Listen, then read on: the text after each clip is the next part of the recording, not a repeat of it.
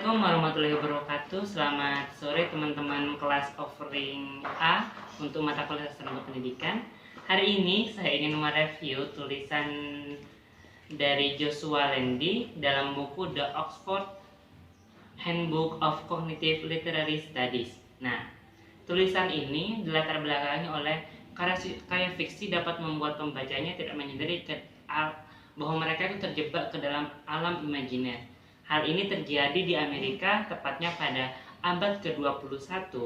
Nah, melalui karya sastra tersebut, pembaca ternyata dapat terlempar pada dua peristiwa. Yang pertama, abad ke-19 di Inggris yang memiliki kejadian bahwa wanita muda yang berkencan dengan seorang prajurit akan mengalami sebuah skandal. Lalu kejadian kedua itu di Prancis pada abad ke-18, di mana setiap penghinaan sekecil apapun itu akan menyebabkan duel. Nah, lalu novel, drama, dan film tidak selamanya membuat para penikmatnya nyaman berlindung dalam ilusi yang diciptakan. Ketika karya itu membangun para penikmatnya dari waktu ke waktu dan membawanya ke alam sadar. Hal ini dapat dicontohkan dari suara narasi yang diingat pembaca. Akibat itu, terkadang pembaca dapat menganggap suara narasi itu bukanlah suatu fiksi tapi kenyataan. Nah, penulis fiksi juga terkadang membuat karakter yang mirip dengan tokoh yang dibuat oleh penulis lainnya, seperti dalam The Counterfeiters, Andre Gide, yang tokoh protagonisnya bernama Edward sedang menulis buku berjudul The Counterfeiters. Nah, di situ tokoh antagonisnya yang juga melakukan kejadian yang sama pada buku berjudul Paludes. Nah, tak hanya itu, terkadang ada juga penulis yang membuat karakter yang mulai mengeluh dengan penulisnya sendiri, atau bahkan tokohnya itu menyerang penulisnya. Kenyataan itu jelas memberi kita semacam latihan untuk mundur dari kepercayaan yang selama ini kita anut. Nah, lalu yang kedua, masalah dalam penulisan bab buku ini yang pertama itu, mengapa ada kemungkinan terjadi hal yang berharga yang harus dilakukan oleh seorang penulis. Lalu yang kedua, mengapa perkembangan terbaru dalam ilmu kognitif muncul untuk mendukung gagasan bahwa itu mungkin ambisi yang layak dan masuk akal. Lalu yang ketiga, bagaimana perbedaan para ahli tentang apa yang dilakukan fiksi dan kebermanfaatannya bagi kita. Nah, pembahasan dalam buku ini sendiri itu dalam bab ini tuh terdiri dari 9 subbahasan. Yang pertama, paparannya itu mengenai contoh dari film Federico Fellini. Nah, di film ini dikisahkan Fellini itu sebagai seorang pembuat film parubaya, jadi sudah setengah baya, yang mengalami kekosongan spiritual dan melumpuhkan keraguan dirinya. Para kritis menyebutnya sebagai seseorang yang pernah gagal. Oleh karena itu, ada kekhawatiran bahwa dia itu tidak akan pernah bisa menciptakan apapun. Nah, film ini pun juga menyajikan sejumlah upaya pengobatan melalui tubuh dan jiwa yang tidak menghasilkan apa-apa. Film ini juga membuat kita sadar untuk hidup dengan totalitas, dan kehidupan itu adalah memiliki kekuatan estetika tertentu. Seperti saat yang pertama, hidup ini mengandung kekecewaan dalam perjalanan menuju kemenangan. Lalu yang kedua, semua konflik dapat dilihat sebagai kontributor vital bagi kita untuk kehidupan kita yang lebih baik ke depan. Lalu subbahasan kedua itu mengenai karakter yang tiba-tiba hilang statusnya. Peristiwa atau karakter tiba-tiba kehilangan statusnya itu sebagai sesuatu yang nyata yang menjadi sesuatu yang fiksi. Namun, ada juga saat-saat di mana benda-benda bergerak ke arah lain dengan imajinasi yang membuat jalan mereka menjadi kenyataan. Segala sesuatu yang kita yakini itu dapat diragukan, tetapi segala sesuatu yang kita ragu itu dapat menjadi sesuatu yang patut kita percayai. Jadi timbal balik seperti itu. Lalu yang ketiga, fiksi refleksi diri. Pertumbuhan manusia membutuhkan tingkat penipuan diri sendiri. Pada saat yang sama, hanya ada satu jenis penipuan diri yang bermartabat, jenis yang tahu apa adanya. Jadi penipuan yang apa adanya. Kehidupan yang baik bukanlah pelarian murni. Jika iya, maka film fiksi ilmiah akan memuaskan dengan kisah kehidupan. Sebaliknya, kehidupan yang baik adalah kebenaran sebanyak yang bisa ditegakkan, ditambah dengan ilusi yang tidak dapat diragukan tanpa kesadaran bahwa ilusi itu ilusi. Disitulah fiksi refraktif diri mulai bekerja. Lalu, subbahasan yang keempat, ungkapan ilmuwan kognitif dan teman hayal. Ada sejumlah temuan yang disebut sebagai enkapsulasi informasi. Nah, di temuan ini banyak ilmuwan menganggap otak sebagai satu set sistem khusus fungsional yang diorganisir menjadi sistem untuk melihat, sistem untuk mendengar, sistem untuk pengaduan memori, dan sebagainya. Ini berarti bahwa setiap sistem yang terbatas pada area fisik tunggal di otak itu mempunyai spesialisasi, tidak sama dengan lokalisasi ya, jadi punya spesialisasi tertentu. Nah, di subbahasan yang keempat ini, Marjorie Taylor juga menemukan bahwa anak-anak cenderung menyadari bahwa mereka itu memiliki teman hayal, walaupun teman hayal yang mereka miliki itu tidak ada, mereka tuh menyadari itu. Nah, mereka itu hanya bermain hayalan untuk menegosiasikan ulang aturan di tengah permainan. Walaupun begitu, keberadaan teman hayal dalam pikiran anak-anak itu bukanlah suatu kesalahan. Lalu subbahasan yang kelima, manfaat ilusi. Nah, di subbahasan ini diawali dengan kotak cermin yang merupakan penemuan luar biasa untuk memberikan kelegaan bagi orang yang diamputasi untuk untuk menghadapi rasa sakitnya. Misalnya, seorang pasien yang kehilangan lengannya dapat menempatkan lengan yang lain di sebelah cermin. Jadi memberi dirinya ilusi kalau dia tuh masih memiliki dua lengannya itu sendiri. Entah bagaimana rasanya ajaib saja, tiba-tiba rasa sakit itu kemudian hilang. Dari sini diketahui bahwa ilusi bisa sangat bermanfaat dan berlawanan dengan intuisi yang terus bermanfaat bagi kita, meskipun intuisi kita itu menyatakan bahwa yang kita katakan itu hanya sebuah ilusi, tapi di sinilah sebuah kebermanfaatannya. Lalu yang keenam, subbahasan tentang mimpi yang jernih. Mimpi yang jernih adalah mimpi di mana si pemimpi tahu bahwa dia tertidur. Sebuah kesadaran ini disertai dengan tingkat kontrol atas apa yang dialami. Betapapun anehnya kedengarannya bagi para pemimpi yang tidak jernih, fenomena ini nyata karena semakin banyak penelitian yang berkembang. Nah, dalam satu seri studi, misalnya subjek sepakat sebelumnya untuk menghitung, menggambar, dan menghafalkan impian mereka, kemudian dengan subjek dalam tidur RME, peneliti mendeteksi peningkatan aktivitas di area otak yang relevan dan atau bagian tubuh lainnya. Peneliti lain kemudian menemukan perbedaan dalam aktivitas otak, khususnya peningkatan aktivitas beta 1 di area parietal antara pemimpi yang jernih dan yang tidak jernih. Jadi disinilah kita mengetahui situasi lain yang dikonfirmasi oleh eksperimen tersebut, di mana yang seperti yang berlawanan dengan yang terlihat, indera kita itu menipu kita. Dan kita tahu mereka itu menipu kita, namun kita membiarkan mereka melakukan hal itu. Nah, ada beberapa teknik yang dapat digunakan untuk mengembangkan tingkat kesadaran dan kontrol impian kita, termasuk yang paling penting untuk tujuan kita itu sendiri. Praktik bertanya kepada diri sendiri secara berulang kali pada siang hari apakah kita sedang tertidur atau terjaga itu juga penting. Artinya kita dapat melatih diri untuk memasuki satu keadaan kesadaran yang terbagi dengan sengaja memasuki keadaan kesadaran terbagi yang lain, dan kita diingatkan bahwa segala sesuatu yang kita alami mungkin ilusi yang dapat membawa kita ke dalam kegiatan lain. Nah, karena dari situ kondisi kesadaran kita terbagi kurang bekerja dengan cara yang sama. Pada gilirannya nantinya keterlibatan dengan fiksi refleksi diri dapat dilihat baik, memperkuat kemampuan kita untuk mempertahankan semua ilusi yang sangat menguntungkan bagi pertumbuhan kita. Lalu yang ketujuh, temuan peneliti psikologi. Dalam diri kita sendiri itu, perangkat formal relativitas diri tidak hanya memberitahu apa yang kita inginkan, akan tetapi ketika itu digabungkan dengan plot yang melibatkan perlunya ilusi yang menguatkan kehidupan, semuanya akan berubah. Konsistensi hasil dari dunia ilmu kognitif akan membuat pemikiran ilusi yang memerlukan akses dan menonjol.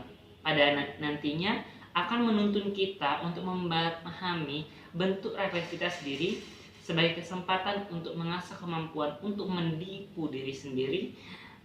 Penipuan diri sendiri itu dilakukan secara sadar karena ada struktur modular dari pikiran. yang melibatkan simulasi sistem yang saling dienkapsulasi. Penipuan diri secara sadar ini diinginkan oleh ilusi sendiri. Kadang-kadang untuk kita dan fiksi dapat menjadi tempat pelatihannya karena kita menjadi lebih baik dalam apa yang kita praktikkan. Bahkan ketika praktik itu hanya ada di kepala kita. Lalu yang kedelapan, ada kasus fiksi refleksi diri. Fiksi refleksi diri sendiri itu memiliki ambisi yang masuk akal dengan dipancing oleh berbagai jenis konten. Misalnya yang terjadi di Verbundung di Brecht. Hampir pasti dirancang untuk memudahkan kita melepaskan diri dari asumsi kita yang terburu-buru. Lebih mudah untuk mengubah cahaya terang pemikiran kritis menjadi apa yang kita anggap alami dan tidak berubah.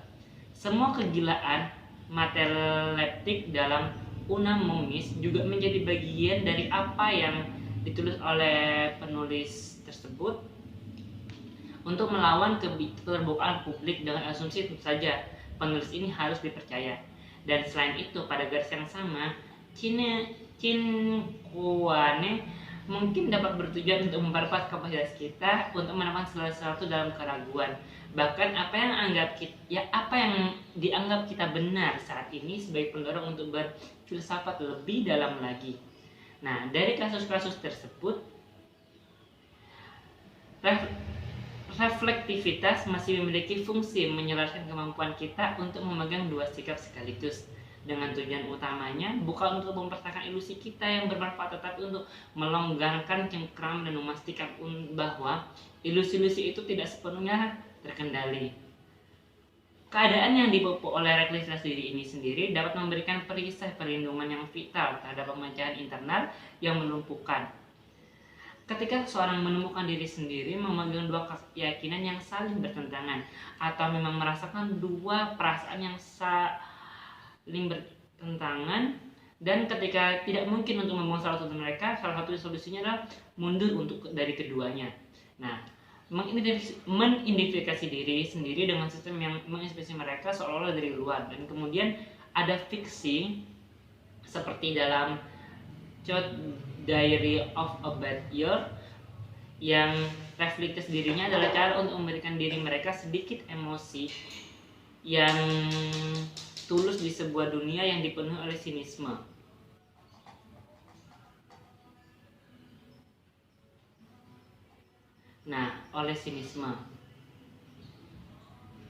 Nah, pada bagian yang ke-9, subbahasan yang terakhir itu mengenai keadaan pikiran yang terbagi. Jadi keadaan yang terbagi. Nah, semua fiksi menempatkan kita dalam keadaan pikiran yang terbagi. Selalu ada bagian dari diri kita yang bersembunyi untuk mengetahui bahwa apa yang kita baca, apa yang kita lakukan itu tidak nyata. Misalnya ketika kita menonton film-film horor, kita itu mengalami denyut nadi yang berdetak lebih kencang, begitupun degup jantung yang berdetak lebih kencang, dan kita merasa, tapi kita sadar sebagai penonton bahwa kita tidak harus lari dari gedung bioskop karena itu semuanya adalah fiksi. Nah, kesadaran yang terjadi dari kasus tersebut itu karena adanya fiksi reflektif diri sendiri yang meningkatkan dan membuat kesadaran kita jauh lebih terang. Nah, kesimpulan dari 9 subbahasan yang tadi sudah dipaparkan itu, yang pertama, karya fiksi dapat membuat pembacanya tidak menyadari terjebak dalam alam imajiner. Lalu yang kedua, karya fiksi dapat menyebabkan kesadaran hidup dengan lebih totalitas tentunya.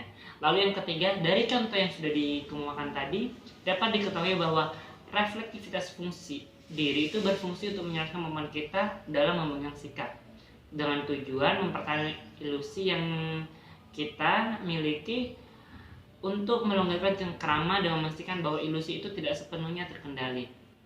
Nah, dari paparan tadi, relevansi tulisannya itu pertama, secara teoritik, menurut Lazar, dalam pembelajaran sastra itu ada enam manfaat.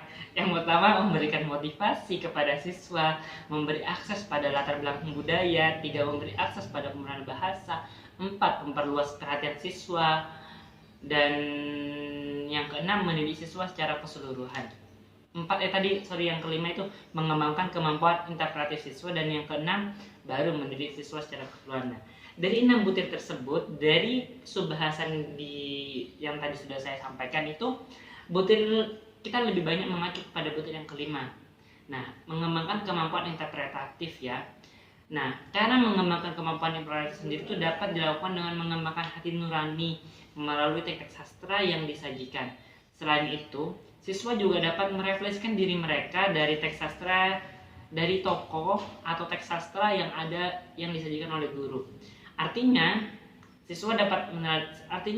teks-teks tersebut itu dapat dimanfaatkan sebagai sumber memecahkan masalah dalam kehidupannya, juga sebagai sumber teladan juga tentunya ya. Lalu dalam praktiknya, mengajarkan karya sastra itu tidak seperti mengajarkan mata pelajaran lainnya yang hanya proses memindahkan ilmu dari guru ke siswa.